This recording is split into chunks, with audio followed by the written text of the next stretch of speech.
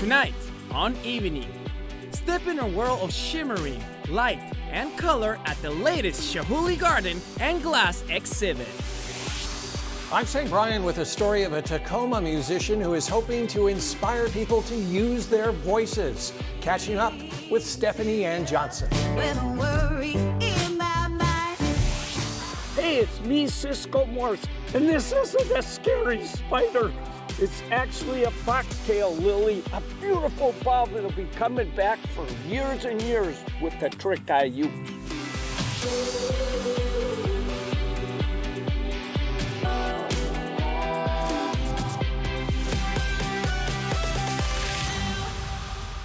Hello and welcome to the show. I'm your host, Jose Cedeño, coming to you from Chihuly Garden and Glass here at Seattle Center, and I'm here to check out their latest exhibit. What's happening that is new right now? Coming up very soon, we're actually going to be activating one of our exhibits called Winter Brilliance with a light and sound composition by Brian Eno. What it does is really brings to life our exhibit Winter Brilliance. Represents frozen water with these icicles going in towers and clusters and hanging, and comes to life with this mesmerizing, calming and movement to the glass. Visitors come in for Winter Brilliance will find much more throughout the museum. Every room has like a different experience. You feel like you're learning a little bit about the artist. The whole place was actually designed by Dale Chihuly. So you get a sense not only for his work as a glass artist, but also his work in so many different mediums. Everything that you see, the flow of the galleries, the fact that nothing is behind barriers, were all his choices. We want to give you really a deep dive, not only into Dale Chihuly, the artist, but also to glass blowing as a medium. We have highlight tours that can take you through the whole exhibition. We also offer glassblowing demonstrations with professional artists working every single day to teach our guests about the glassblowing process. If you want to go to a place that is truly awe-inspiring and makes you feel open and welcome to the seasons in a colorful space, this is the place to do it. Okay, you can check out the Chihuly's Winter Brilliance starting on November the 10th. Now let's go to our next story, because a Tacoma native is hoping to inspire people to use their voices with her latest musical release. Saint has a story. Hey, Saint. Hey, the new album is called Sing Baby, and it is a joyful collection, just as joyful as Stephanie. You got to listen and learn to love yourself all the day that you begin. For Stephanie Ann Johnson, music has always been a way to bring people together. With the album Sing Baby, Stephanie invites others to speak up and sing out. Now me, when I use my voice, it sounds like this record. It's joyful, it's bubbly, it's fun. Worry be, I never seen a baby so fine. Now is our time to be as loud as we can about those things that we love and those people that we love and that music that we love. La, la, la, la, la. The love shines through in songs like It Works. With a worry in my mind. It's about the miracle of being loved by people, of people that know your name, that know your pronouns, that will call you that. Those people that fill you with that joy. It's a reaction to how wonderful it is to be loved for your true self. Man, I think a lot of people need this music. I agree. Guitarist producer Jeff Fielder has toured with Indigo Girls and Brandi Carlile. Stephanie, he says, connects with audiences because they're as real as they get. Stephanie wears all her heart and her emotions on right here, you know, and it's very apparent. It's lovely to see. Stephanie's musical journey began here in Tacoma, age 16. She performed at an open mic in a coffee shop. Oh my goodness, I was terrified. I had a lot of stage fright as a young performer. But some of my brother's friends, and they, introduced me to the piano player and said, "This is Stephanie, she's gonna sing." Stephanie hasn't stopped singing, competing on season 5 of The Voice, And when they're not hosting The Groove Yard on KNKX Radio, Connecting you to soul, jazz, blues, and grooves. Stephanie is out on the road, spreading love and kindness.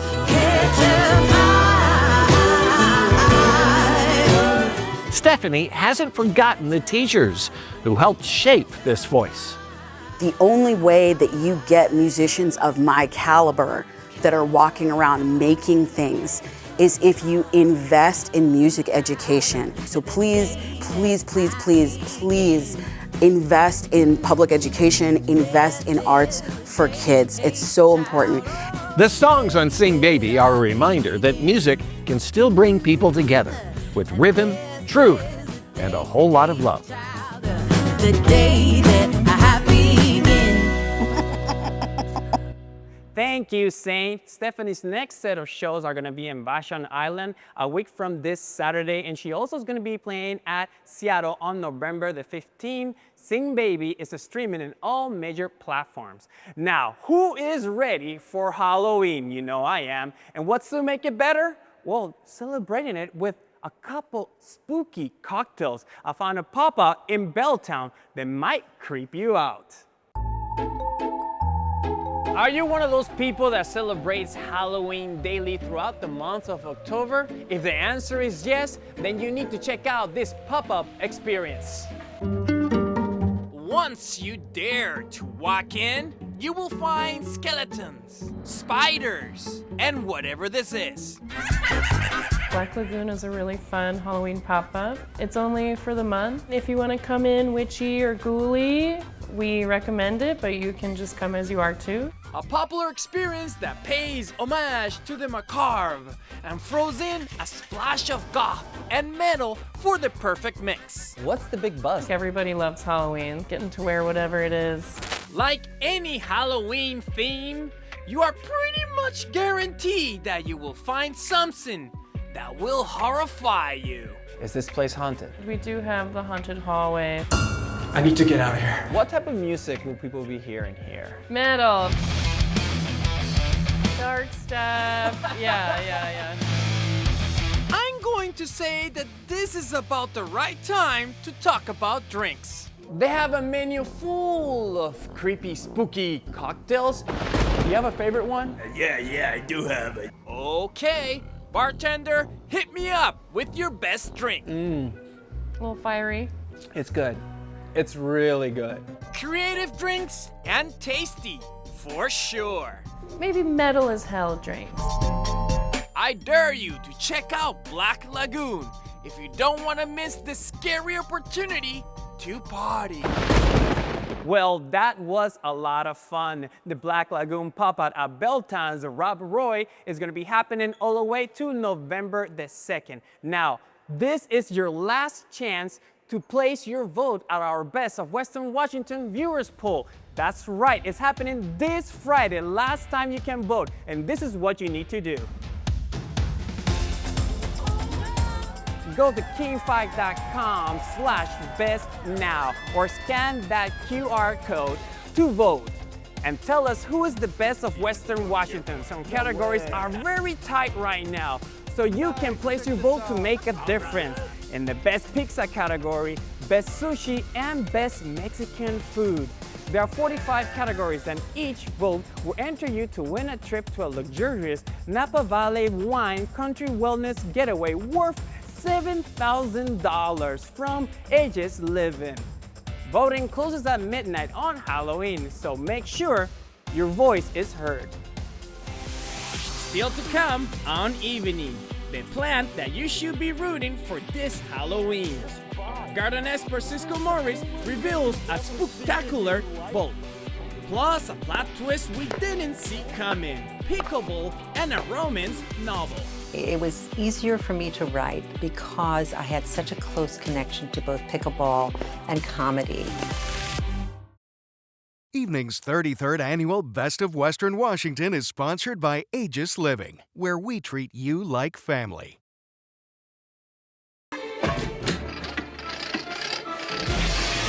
What goes around comes around. Mommy!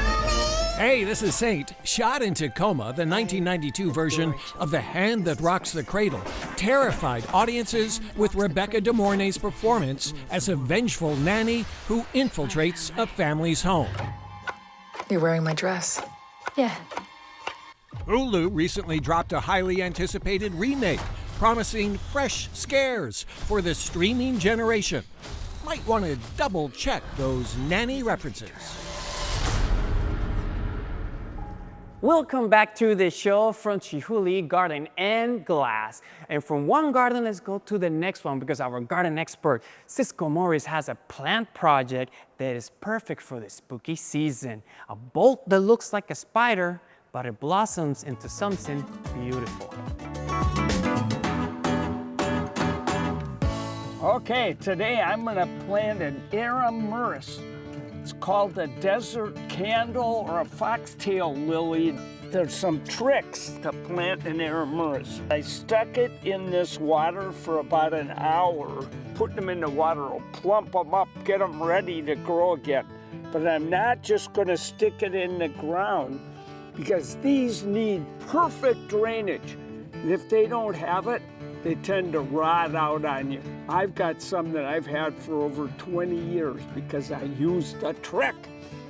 I want this plant, when I'm done, to be about 2 or 3 inches underground, not too far down.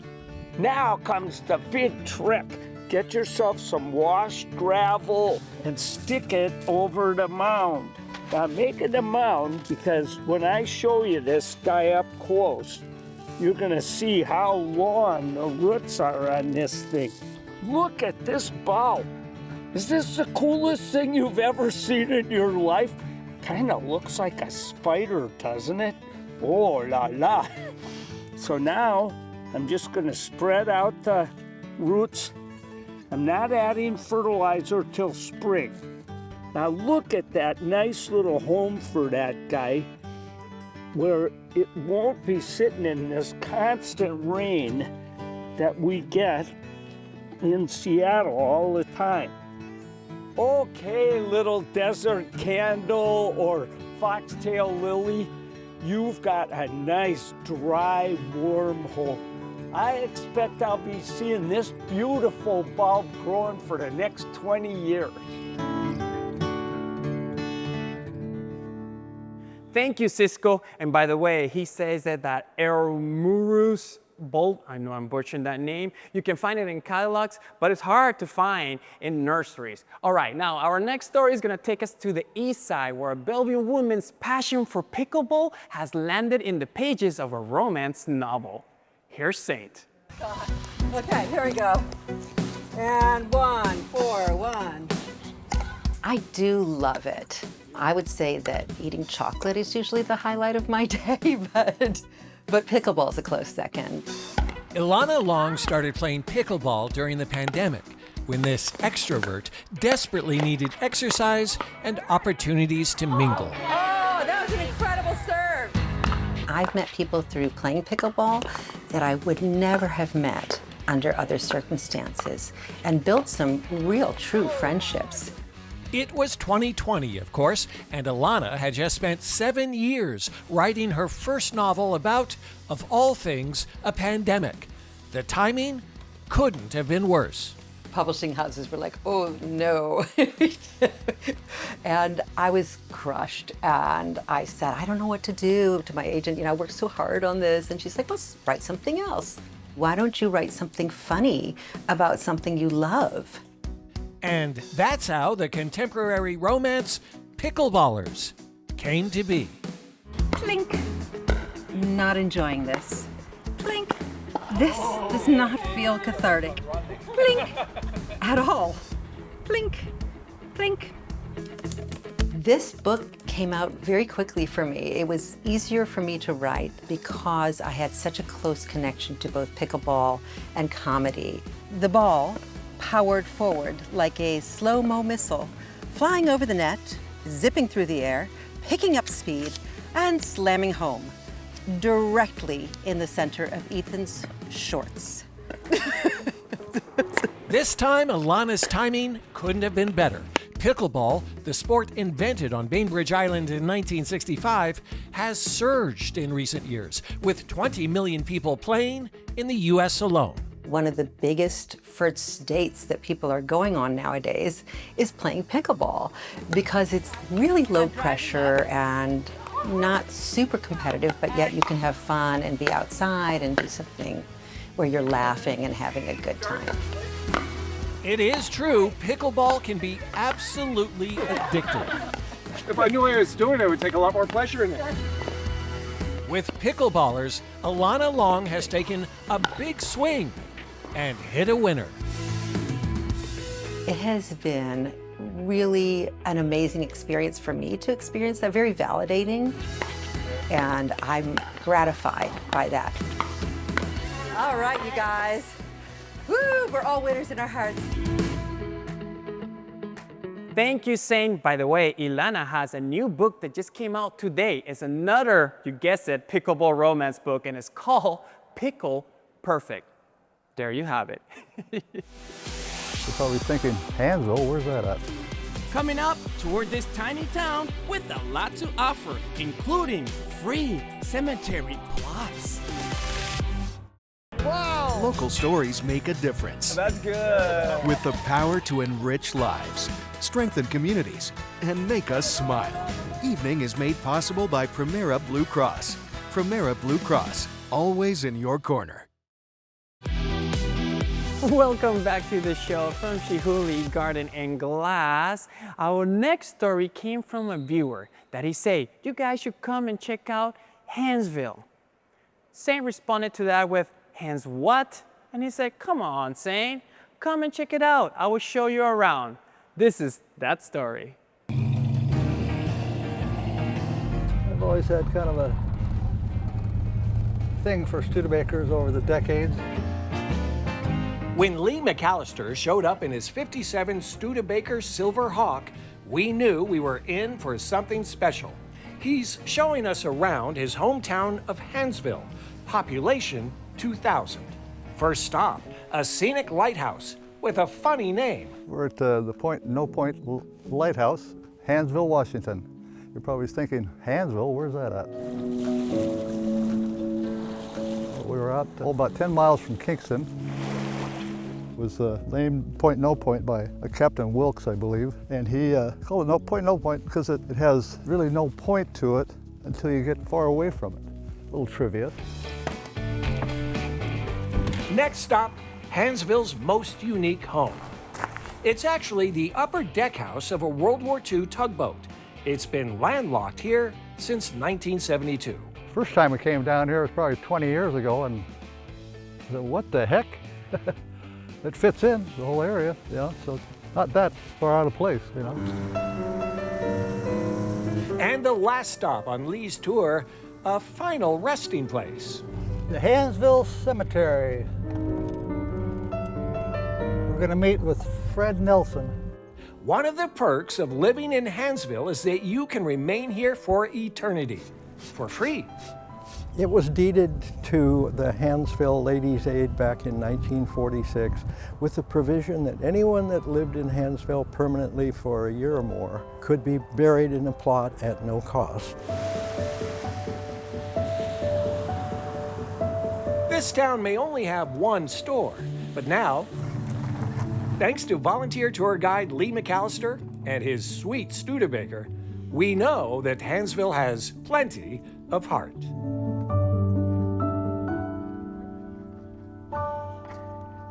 Thank you, Saint and Lee. Hansville looks like a great place to live and not too bad to die. And with that, we'll be right back. Shiver me timbers. Just ahead, the pirate-themed Halloween in the South Sound. Who will you make walk the plank this All Hallows Eve?